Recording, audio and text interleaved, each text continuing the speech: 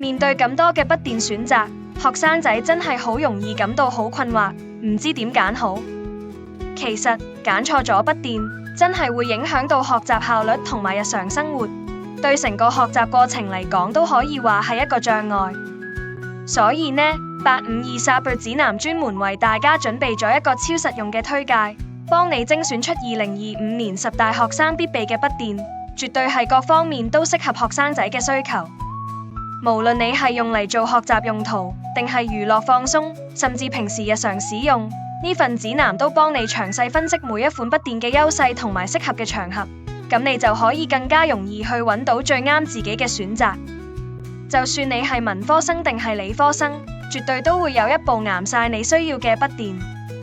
揾到一部適合自己嘅筆電，唔單止可以幫你提升學習效率，仲可以減少好多用電腦嘅煩惱，令到學習同生活都變得更加簡單同方便。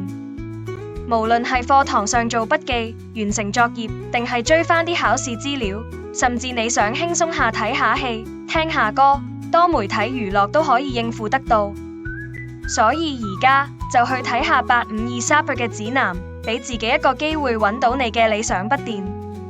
選擇合適嘅筆電，唔單止係一個工具，仲係你學習路上嘅最佳夥伴。